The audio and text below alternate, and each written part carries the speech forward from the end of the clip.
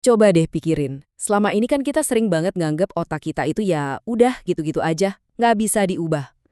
Tapi gimana kalau ternyata sains udah nemuin rahasia yang luar biasa tentang kemampuan otak kita buat terus berubah dan beradaptasi? Yuk kita bongkar mitos-mitos lama dan lihat gimana pemahaman kita soal otak udah berevolusi selamanya. Pernah nggak sih kamu kepikiran, apa pikiran dan tubuh kita itu dua hal yang terpisah? Atau kepribadian kita ini sebenarnya bawaan lahir atau dibentuk sama lingkungan? Nah, pertanyaan-pertanyaan mendasar kayak ginilah yang udah memicu perdebatan sengit dan ujung-ujungnya sebuah revolusi di dunia ilmu saraf. Oke, buat ngerti revolusi ini, kita harus mundur sedikit ke akarnya. Mari kita selami ide-ide lama yang dulu pernah mendominasi cara kita berpikir tentang otak. Jadi, intinya ada dua perdebatan gede. Pertama, soal gagasan kalau pikiran kita itu adalah sesuatu yang goib, terpisah dari tubuh fisik kita. Kedua, perdebatan abadi antara bawaan lahir lawan hasil didikan. Dua ide inilah yang ngebentuk cara kita mandang diri kita sendiri untuk waktu yang lama banget.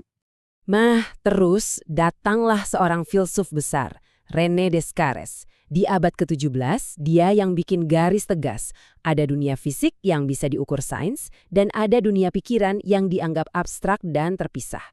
Ide ini, yang dikenal sebagai dualisme Kartesian, wah pengaruhnya besar banget, dan sukses menciptakan jurang antara otak dan pikiran. Tapi ternyata fondasi pemikiran ini nggak sekokoh itu selamanya. Masuk abad ke-19, penemuan-penemuan ilmiah mulai menggoyahkan mitos yang udah lama berdiri ini. Retakan-retakan pertama pun mulai kelihatan. Coba lihat deh gimana ide-ide ini muncul hampir barengan. Tahun 1859, teori evolusi Darwin masih dasar fisik buat perilaku.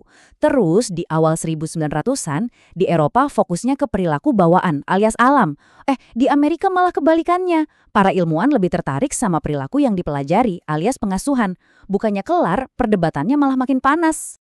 Mekanisme kunci dari Darwin, seleksi alam, nunjukin kalau sifat dan perilaku itu bisa diwariskan secara fisik karena itu ngebantu kita buat bertahan hidup.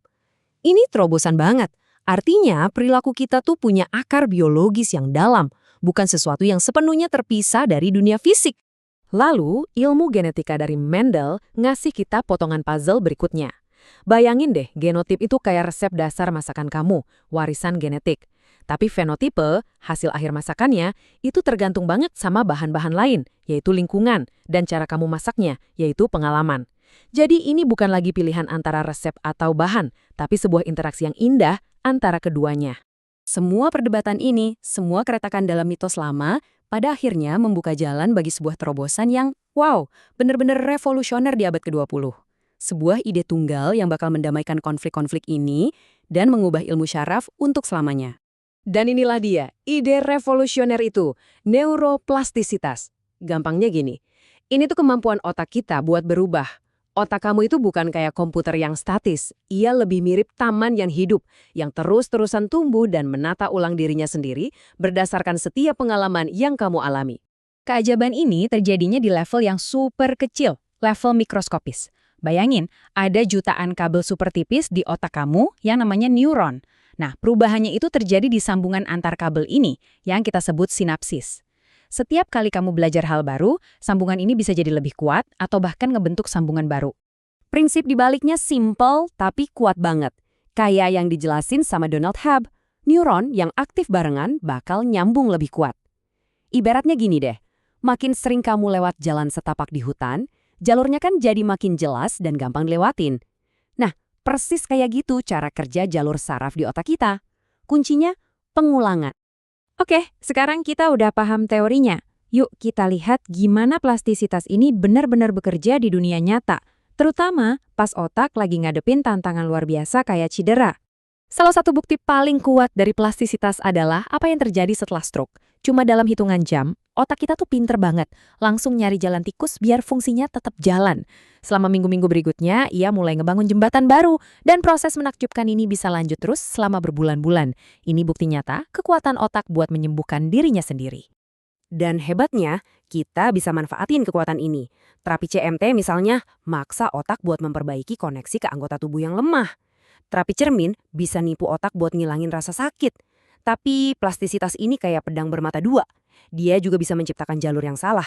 Contohnya kayak keram penulis, di mana otak jadi terlalu efisien ngelakuin gerakan yang salah. Jadi ini kekuatan netral yang bisa kita arahkan. Jadi kesimpulannya apa? Kita bisa lupain perdebatan lama tadi. Perilaku kita itu bukan hasil dari gen kali saja atau lingkungan saja. Bukan. Ia adalah sebuah tarian yang rumit banget antara warisan genetik kita, semua pengalaman hidup kita, dan cara unik kita memandang dunia. Dan ini nih bagian paling pentingnya. Pengetahuan ini bukan cuma buat para ilmuwan di lab, ini buat kita semua. Karena setiap pilihan, setiap kebiasaan, setiap hari, kita secara aktif ikut serta ngebentuk otak kita sendiri. Coba deh, lihat hal-hal ini bukan sekedar kebiasaan baik, tapi sebagai alat untuk memahat otak kamu. Olahraga, belajar hal baru, makan dengan baik, bahkan tidur yang cukup, semuanya adalah cara kamu secara langsung mendukung kesehatan dan kelenturan otak kamu. Kamu adalah arsitek dari pikiranmu sendiri. Jadi saya mau kamu merenungkan ini. Setiap hari, setiap pengalaman adalah kesempatan untuk membentuk kembali diri kamu. Otak kamu bukanlah sebuah benda, tapi sebuah proses yang terus berjalan. Pertanyaan besarnya bukan lagi siapa kamu sekarang, tapi dengan pengetahuan ini Anda memilih untuk menjadi siapa.